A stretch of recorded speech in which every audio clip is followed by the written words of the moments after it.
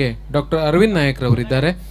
ಪ್ರಾಧ್ಯಾಪಕರು doctor AV. Baliga college. ಇವರು ಆತಿಥ್ಯದ ನುಡಿಗಳನ್ನು ಹಂಚಿಕೊಳ್ಳಬೇಕಾಗಿ ವಿನಂತಿಸಿಕೊಳ್ತಾ ಇದ್ದೇವೆ. ಸರ್ವರಿಗೂ ನಮಸ್ಕಾರ. ಒಂದೇ ನಿಮಿಷ ತಗೊಳ್ತೇನೆ, ಈಗಾಗಲೇ ಸಮಯ ಆಗಿದೆ. ಭಾಳ ಸಂತೋಷ, ಒಂದು ಸ್ಮರಣೀಯ ಕಾರ್ಯಕ್ರಮ ಇದು. ನಿಜಕ್ಕೂ ಇದೊಂದು ನನಗೆ ಸಿಕ್ಕಿದಂಥ ಯೋಗ ಅಂತ ಹೇಳ್ಬೋದು. ಯಾಕಂದರೆ ಈ ಒಂದು ಗೋಶಾಲೆಗೆ ನನ್ನ ವಿದ್ಯಾರ್ಥಿ ವಿವೇಕ್ ಒಂದು 8-10 ವರ್ಷ ಹಿಂದೆ ಕರ್ಕೊಂಡು ಬಂದಿದ್ದ. ಈಗ ನೋಡಿದ್ರೆ ಈ ಗೋ ಜಗತ್ತು ಭಾಳಷ್ಟು ವಿಸ್ತಾರ ಆಗಿದೆ. ನಾನು ಆಗಾಗ ಇದನ್ನು ಭಾಳ ಸಮೀಪದಿಂದ ನೋಡ್ತಾ ಇರ್ತೇನೆ. ಅಂದರೆ ಈ ವಾಟ್ಸಪ್ ಗ್ರೂಪಲ್ಲಿ ನನ್ನನ್ನು ಸೇರಿಸಿದ್ದಾನೆ, ಭಾರತೀಯ ಗೋ ಬ್ಯಾಂಕ್ ಗ್ರೂಪಲ್ಲಿ. ಇಲ್ಲಿ ಎಲ್ಲ ಕಾರ್ಯಚಟುವಟಿಕೆಗಳು ಕೂಡ ನಾನು ಹತ್ತಿರದಿಂದ ಕಂಡಂಥವನು. ಭಾಳ ಸಂತೋಷ ಆಗುತ್ತೆ. ಯಾಕಂದರೆ ನಾವು ಕೂಡ ಗೋಪ್ರೇಮಿಗಳು, ಒಂದು ಗೋಪಾಲನಾ ಕುಟುಂಬದಲ್ಲಿ ನಾನು ಕೂಡ ಜನಿಸಿದಂಥವನು. ನಮ್ಮ ಮನೆಯಲ್ಲಿ ನಮ್ಮ ಅಜ್ಜನ ಕಾಲದಲ್ಲಿ ಸುಮಾರು 20 ಜೋಡೆತ್ತುಗಳಿದ್ವು. ದೊಡ್ಡ ಕೊಟ್ಟಿಗೆ ಇತ್ತು, ಮನೆಗಿಂತ ದೊಡ್ಡ ಕೊಟ್ಟಿಗೆ. ನಮ್ಮ ತಂದೆ ಕಾಲದಲ್ಲಿ ಒಂದು 20-25 ದನ ಇತ್ತು. ನಾವೆಲ್ಲ ದನಗಳ ಆರೈಕೆಯನ್ನು ಮಾಡ್ತಾ, ಕೃಷಿ ಚಟುವಟಿಕೆಯಲ್ಲಿ, ಗದ್ದೆ ಕೆಲಸದಲ್ಲಿ ಮಾಡ್ತಾ ನಾವು ಬೆಳೆದಂಥವ್ರು. ಹಾಗಾಗಿ ಪ್ರತಿನಿತ್ಯವೂ ಕೂಡ ನಾನು ಈಗ ವಾಕಿಂಗ್ ಹೋದರೂ ಕೂಡ ಆ ಗೋವುಗಳನ್ನು ಒಂದು 10-15 ಗೋವುಗಳಿರ್ತದೆ, ಅಲ್ಲೇ ಹೋಗಿ ಅವುಗಳ ಮೈ ನೇವರಿಸಿದಾಗ ಆಗುವಂಥ ರೋಮಾಂಚನ. 1-2 ದಿನ ನಾನು ಬೇಗ ಹೋದಾಗ ಸಿಗೋದಿಲ್ಲ, ಭಾಳ ಬೇಜಾರಾಗುತ್ತೆ, ಏನೋ ಒಂದು ಕಳ್ಕೊಂಡಂಥ ಅನುಭವ ಆಗುತ್ತೆ. ನಮ್ಮ ತಂದೆ ಕೂಡ ಈಗ 78 ವಯಸ್ಸಿನಲ್ಲೂ ಕೂಡ ಆ ದನಕರುಗಳಿಗೆ ಎಡೆಯನ್ನು ಹಾಕದೆ ಯಾವುದೇ ಹಬ್ಬದಲ್ಲೂ ಕೂಡ ಊಟ ಮಾಡೋದಿಲ್ಲ. ಹಾಗಾಗಿ ಇಂಥ ಒಂದು ಶ್ರೇಷ್ಠವಾದಂಥ ಸೇವೆಯನ್ನು ಮಾಡ್ತಿರುವಂಥ ಈ ಗೋ ಬ್ಯಾಂಕು ನಿಜಕ್ಕೂ ಇದು ಶ್ಲಾಘನೀಯವಾದಂಥ ವಿಷಯ. ನಮ್ಮ ಅಣ್ಣ ಕೂಡ ಸರ್ಕಲ್ ಇನ್ಸ್ಪೆಕ್ಟರ್ ಇದ್ದಾರೆ, CPI ಇದ್ದಾರೆ. ಅವರು ಕೂಡ ಸಣ್ಣಕ್ಕಿದ್ರಿಂದ ಕೂಡ ಈ ಏನಾದರೂ ಮನೆಯಲ್ಲಿ ದನಕರುಗಳು ಸತ್ತರೆ 2-3 ದಿನ ಊಟ ತಿಂಡಿ ಮಾಡ್ತಾ ಇರಲಿಲ್ಲ, ಭಾಳ ಹಠ ಮಾಡ್ತಾಯಿದ್ರು ಅವನನ್ನು ಕರ್ಕೊಂಬ ಅಂತೇಳಿ. ಈಗಲೂ ಕೂಡ ಇವತ್ತು ಬಂದಿದ್ದ ಅವನು ಕೋರ್ಟ್ ಕೆಲಸಕ್ಕೆ.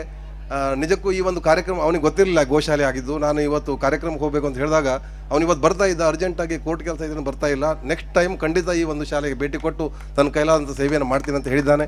ಇಡೀ ಕುಟುಂಬ, ಈ ಒಂದು ನನ್ನ ಇಡೀ ಕುಟುಂಬ ಈ ಗೋ ಬ್ಯಾಂಕ್ ಜೊತೆ ಇದೆ ಅಂತ ಹೇಳ್ತಾ, ಮತ್ತು ಹಲವಾರು ಈಗ ಇತ್ತೀಚಿನ ದಿನಗಳಲ್ಲಿ ನೀವು ನೋಡ್ತಾ ಇದ್ದೀರಿ, ನಮ್ಮ ವಿದ್ಯಾರ್ಥಿಗಳನ್ನು ಕೂಡ ನಾನು ಗಮನಿಸ್ತಾ ಇದ್ದೇನೆ. ಒಂದು 5-6 ವರ್ಷ ಹಿಂದೆ ನಮ್ಮ ಕಾಲೇಜ್ ಮುಂದೆ ಒಂದು ಆಕ್ಸಿಡೆಂಟ್ ಆಗಿತ್ತು. 2 ಕಾಲುಗಳು ಮುರಿದೋಗಿತ್ತು, ರಕ್ತ ಒಸರ್ತಾ ಇದ್ದರೆ ಇವರೆಲ್ಲ ವಾಟ್ಸಪ್ನಲ್ಲಿ ಅದನ್ನು ಹರಿದು ಬಿಡ್ತಾ ಇದ್ದಾರೆ. ಬಿಟ್ಟರೆ ಯಾರೂ ಸೇವೆ ಮಾಡುವಂಥ ಒಂದು ಮನಸ್ಥಿತಿ ಇರಲಿಲ್ಲ.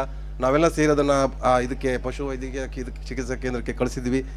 ಅಂದರೆ ಈ ಒಂದು ಯುವಕರಲ್ಲಿ ಸಣ್ಣ ಈ ಒಂದು ನಮ್ಮ ಯುವ ಜನಾಂಗದಲ್ಲಿ ಇದರ ಕುರಿತು ಭಾಳ ಒಂದು ಅವಜ್ಞೆ ಕಾಡ್ತಾ ಇದೆ. ಇಂಥ ಒಂದು ಅವಜ್ಞೆಯನ್ನು ನೀಗಿಸುವಂಥ ಸಮಯದಲ್ಲಿ ಈ ಒಂದು ಗೋಶಾಲೆ, ಖಂಡಿತ ಇದು ಶಾಲೆ. ನಾವು ವಿವೇಕ್ ಹೇಳಿದೆ, ಶಾಲೆಯ ಅರ್ಥ ಏನಪ್ಪ ಗೋಶಾಲೆ ಅಂತ ಹೇಳಿ.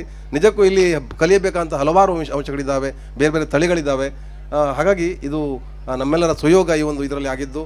ಖಂಡಿತ ಮುರಳೀಧರ್ ಪ್ರಭು ಅವರಿಗೆ ಮತ್ತು ಅವರ ಒಂದು ತಂಡಕ್ಕೆ ನಾನು ಈಗ ಇಲ್ಲಿಂದಲೇ ಶಿರಸಾಷ್ಟಾಂಗ ನಮಸ್ಕಾರ ಮಾಡ್ತಾ ಇದ್ದೇನೆ ಸರ್. ಯಾಕಂದರೆ ಮುರಳೀಧರ್ ಪ್ರಭು ಅವರ ಬಗ್ಗೆ ನಾನೇನು ಹೆಚ್ಚಿನ ಹೇಳಬೇಕಾಗಿಲ್ಲ.